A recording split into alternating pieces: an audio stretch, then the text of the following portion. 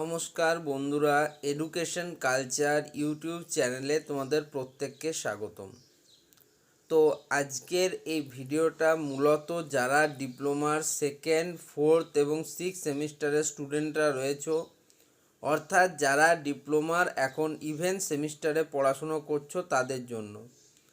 তো তোমরা অলরেডি জানো যে স্টেট কাউন্সিল প্রিভিয়াস ইয়ার থেকে এবং প্রিভিয়াস একাডেমিক সেশন থেকে অর্থাৎ 2023-24 শিক্ষাবর্ষ থেকে কিন্তু নিজেদের যে একাডেমিক ক্যালেন্ডার রয়েছে, যেটা এভরি ইয়ার পাবলিশ করা হয়, সেই একাডেমিক ক্যালেন্ডারটা কিন্তু এবার থেকে ফলো করার চেষ্টা করছে। যার ফলে তোমাদের যে এক্সামিনেশান, যেমন ডিপ্লোমার first, third and fifth semester examination টাইমে হয়েছে, একইভাবে তারা একটা শিডিউল অনুযায়ী ডিপ্লোমার সেকেন্ড, ফোর্থ এবং সিক্স সেমিস্টারের যেটা সেশনাল পরীক্ষা এবং যেখানে আমরা প্র্যাকটিক্যাল সাবজেক্ট যেগুলোকে বলি, তো সেশনালের ক্লাসের অর্থাৎ তোমাদের ইন্টারনাল যে পরীক্ষা এবং এক্সটার্নাল পরীক্ষা তার দিনক্ষণ মোটামুটিভাবে একাডেমিক ক্যালেন্ডার অনুযায়ী হচ্ছে এপ্রিল 2024। এর পরবর্তীকালে দেখা যাচ্ছে তোমাদের যে সেমিস্টার পরীক্ষা অর্থাৎ যেখানে তোমরা থিওরিটিক্যাল এক্সটার্নাল পরীক্ষা দিয়ে থাকো, সেটাকে মোটামুটি তারা মে মাসের দিকে করার একটা কিন্তু প্রস্তাবনা দিয়েছে। তো সেই মর্মে কিন্তু একটা নতুন নোটিশ কাউন্সিল থেকে পাঠানো হয়েছে সমস্ত কলেজের প্রিন্সিপাল এবং প্রিন্সিপাল ইনচার্জদিকে।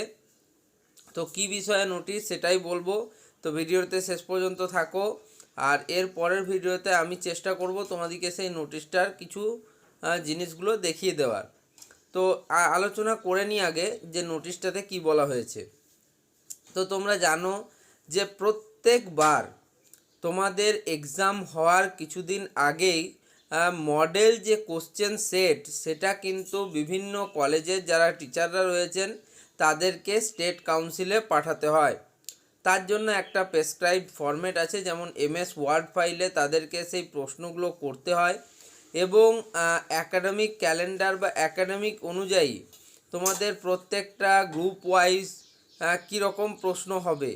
অর্থাৎ তোমাদের ধরো প্রথম দিকে করানো হচ্ছে 15টা প্রশ্ন থাকছে MCQ টাইপ, তার মধ্যে 10টা MCQ তোমাদের সলভ করতে হচ্ছে উইথ এক্সপ্লেনেশান। তাহলে টু মার্কস করে ইচ কিন্তু MCQ এবং এক্সপ্লেনেশনের জন্য দেওয়া হচ্ছে, অর্থাৎ MCQ 1 মার্কস, সঠিক MCQ এর জন্য অ্যান্ড এক্সপ্লেনেশনের জন্য 1 মার্কস, অর্থাৎ টোটালে 2 মার্কস দেওয়া হচ্ছে। এবং এর উপর ভিত্তি করে কিন্তু তোমাদের এই 20 মার্কস তৈরি হচ্ছে এবং বাকি তোমাদেরকে 8 মার্কসের 5 কোশ্চেন্স করতে হচ্ছে, যেটা তোমাদের ক্যারি করছে 40 মার্কস, অর্থাৎ টোটালে তোমাদের এক্সটার্নাল থিওরি যে এক্সাম সেটা হচ্ছে 60 মার্কসের।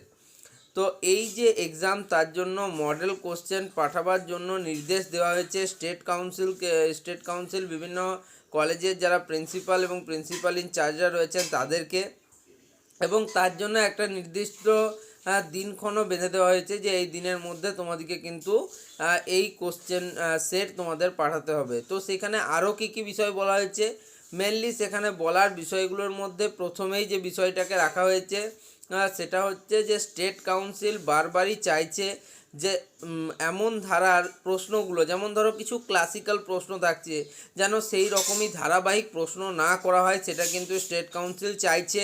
এবং সেই লেটার বা মেল যাই বলো না কেন, নোটিশ যাই পাঠানো হয়েছে, তাতে কিন্তু এই কথাটাই বারে বারে স্টেট কাউন্সিল বোঝাতে চেয়েছে যে সেইখানে ইনোভেশন রাখতে হবে, প্রশ্নের মান আরও উন্নত করতে হবে।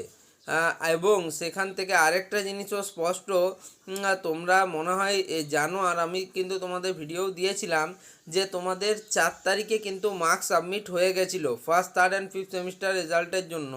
বাট 6 মার্চ কিন্তু হেড এক্সামিনাররা যারা রয়েছিলেন তারা কিন্তু তাদের রিভিউ দিয়েছিলেন তার উপরে। তার মানে এক্ষেত্রে এটাও বোঝা যাচ্ছে হয়তো এমন কোনো ঘটনা ঘটেছে যা হেড এক্সামিনারদের চোখে পড়েছে এবং চিরাচরিত প্রশ্নের ধরন তারা লক্ষ্য করেছেন।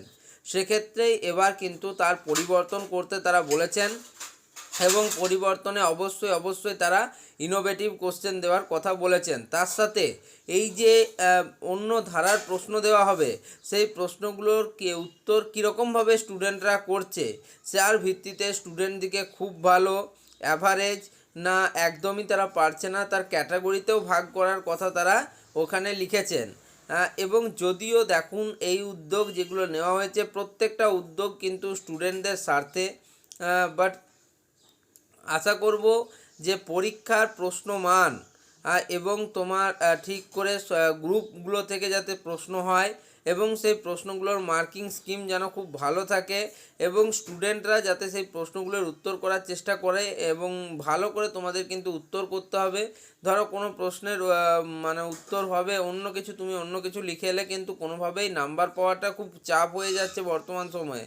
যদি ধরো তোমাকে কোনো প্রশ্ন করা আছে তুমি সেই টপিকটা থেকেও লিখে আসো সেক্ষেত্রেও তুমি নাম্বার পাবে, বাট একেবারে তুমি ধরো থার্মোডাইনামিক্সের প্রশ্ন এসছে তুমি কাইনেমেটিক্সের উত্তর লিখে এলে সেটা হবে না। সেক্ষেত্রে অবশ্যই আমাদেরকেও সাবধান থাকতে হবে এবং তোমাদেরকে বারবার বলবো এই যে কাউন্সিল বিভিন্ন ধরনের নোটিফিকেশান দিচ্ছে এবং মডেল কোশ্চেন যদি আমিও পাই তোমাদের সাথে অবশ্যই শেয়ার করব। যদি এখনও সেরকম কোনো প্রশ্ন আসেনি, প্রশ্ন আসলে স্টেট কাউন্সিল থেকে অবশ্যই কলেজগুলিকে জানিয়ে দেওয়া হবে। তো এই ছিল আপডেট এবং এই আপডেটটা আমি পেয়েছিলাম, আমি তোমাদের সাথে শেয়ার করলাম। যদি আমি মেলটা পেয়ে যাই আজকের মধ্যে তাহলে আমি অবশ্যই কিন্তু তোমাদের সাথে শেয়ার করব, বাট এটা বিকেলের দিকে শেয়ার করতে পারবো। বাট আমি মেলটা যেটা আমার বন্ধুরা শেয়ার করেছিল সেটার থেকে আমি যতদূর জানতে পেরেছি সেটাই তোমাদের সাথে শেয়ার করলাম। আমার কাছে যা রিপোর্ট আসবে আমি অবশ্যই তোমাদেরকে 100% ডেলিভার করব এবং তার সত্যতা যাচাই করার পরেই কিন্তু আমি তোমাদের কাছে ডেলিভার করব। তো এই ভিডিওটা যদি মনে হয় হেল্পফুল এবং মনে হয় ভিডিও থেকে তোমরা কিছু জানতে পারলে, তোমাদের কিছু উপকারে লাগলো, তাহলে অবশ্যই এই চ্যানেলটিকে তোমরা সাবস্ক্রাইব করে নিও, ভিডিওটিকে কিন্তু লাইক করে দিও এবং বন্ধুদের মাঝে ভিডিওটি শেয়ার করে দাও যাতে তারাও কিন্তু আগে থেকেই এক্সাম সম্পর্কে এবং কোশ্চেন প্যাটার্ন সম্পর্কে, পরীক্ষা সম্পর্কে অ্যাওয়্যার হতে পারে। ধন্যবাদ।